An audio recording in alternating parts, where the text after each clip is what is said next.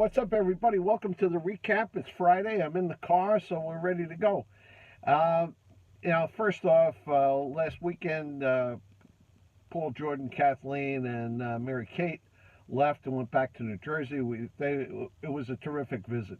And of course, this weekend, Eileen is coming down. She's going to spend a few days with us, too. So there was that. And I'll tell you what, there's some really, really big news that's taken place for some of the people in Recap Nation. First off, we'd like to congratulate Jacob deGrom for winning the National League Cy Young Award. Certainly well deserved, and that sort of redeemed a little bit this Mets season. Not a lot, but a little bit. So congratulations, Jacob deGrom. Second, another member of Recap Nation, Prince Charles, just celebrated his 70th birthday, and we'd like to wish him and Camilla a very happy birthday. We couldn't make the birthday party, but nonetheless, Prince Charles, congratulations.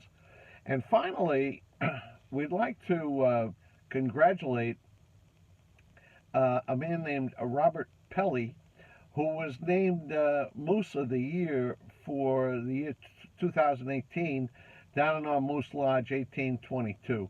Congratulations, Robert. It was very, very well earned. The recap is starting to break out into other social media, and here's what that's all about. The social media that I'm talking about is Instagram. And Instagram is a thing that shows up on your iPhone. Now what you do is download the Instagram app, and I don't know if you have to set up an account or what, but once you get it on your phone, you tap on the icon, and it'll bring up like your news feed, whoever it is that you're following. And you can follow me. There are two, I think there are two names that you'll find me under. One is Edward D. McKeever. The other is Edward _ McKeever. What I'm trying to do is to put additional content on Instagram that you're not going to find on the weekly recap. So if you want to stay in touch with just all the video that I'm doing, the way to do it is with Instagram. I'd like to branch out into Twitter, but to be honest with you, I still haven't figured out how that works. Somewhere along the way, I will dope it out and I'll be on Twitter, so you'll be able to follow me there. But in the meantime, an additional source for weekly recap content is Instagram, and you'll get it on your, on your iPhone. I do recommend that you figure out how to use Instagram. It's I think if you're just trying to watch stuff that's on it, I think it's pretty easy to use. I'm still struggling a little bit with getting stuff on there, but I'm getting stuff on there. So anyway, try Instagram.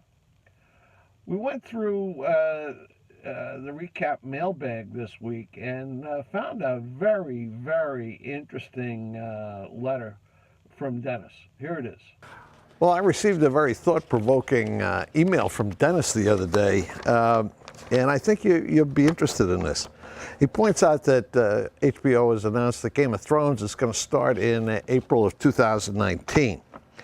And he said, I was considering restarting the series from season 1, episode 1, and watching every Sunday night until the premiere of the final season. Should I scrap that and put together a marathon of Game of Thrones? Well, let's do some math here. There are 67 episodes of Game of Thrones, 10 each in each of the first 6 seasons, and then 7 in season 7. Now, between now,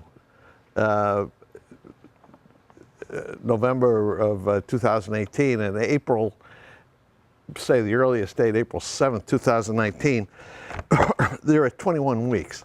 That means you've got to watch at least 3 episodes a week if you want to space it out. If you were to wait until the 1st of January, you've got 13 weeks between January 1 and April 7th, which is going to work out to 5 a week. Now, I don't know what you do. Certainly, if you're doing just one a week, you're not going to make it.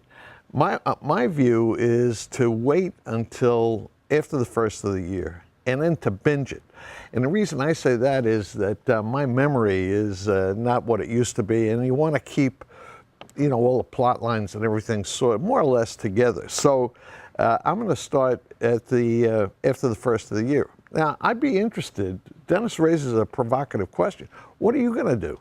I know that for the final season, what they're going to do is they're going to have some feature-length movies. It's going to be long. It's going to be important. And you're going to want to, really know what you're doing with Game of Thrones when that comes up. Now, the second half of his email is even more interesting. And let me read it to you. Should a suicide pool be put together for your favorite remaining character? Survive the episode, you stay in the pool. If your character dies, you are out. However, if your character returns as a White Walker or a zombie, you can move into the White Walker pool. Very, very clever question. And I haven't thought about this. I would think everybody would want to take Daenerys, Jon Snow, and Tyrion. I mean, you're trying to figure out who's going to sit on the Iron Throne.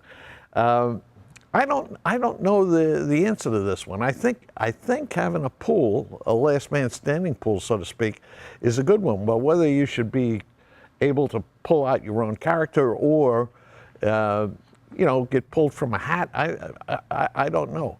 And once again, I'll ask your views. And I know this is such a good question. We're going to bring this up at the Legion. The people in the Legion know how to run pools, and they'll have a great one. And I think you may want to start thinking about this, rewatching the episodes, what kind of a pool, and even what kind of a watch party do you want to have for the complete finale. So anyway, Dennis, thanks for giving us all something to think about.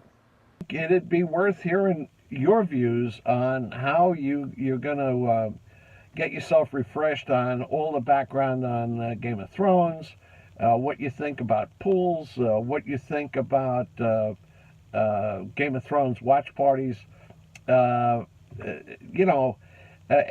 is not all that far away, although I recited all the weeks. Still, it's coming up, and you're going to want to be there. Now, a final bit of Vero Beach news, and that is that Major League Baseball has reached an agreement with Indian River County to take over Dodgertown. And that is really good news. I will have a complete investigative report on Dodgertown next week. Well, I'm hoping next week because it's going to be busy. Eileen leaves on Tuesday, and then Dennis arrives, well, maybe Eileen leaves on Monday, and Dennis arrives on Tuesday. Whatever it is, it's something like that. And we got Thanksgiving coming up. So if I can do an investigative report on Dodgertown, I will certainly do it. That's the news for this week. Once again, check into Instagram and keep following the recap. Have yourselves a really nice weekend, and I may as well extend a wish for everybody to have a great Thanksgiving, because we won't be on the air before it. So everybody, take care. Have a great Thanksgiving.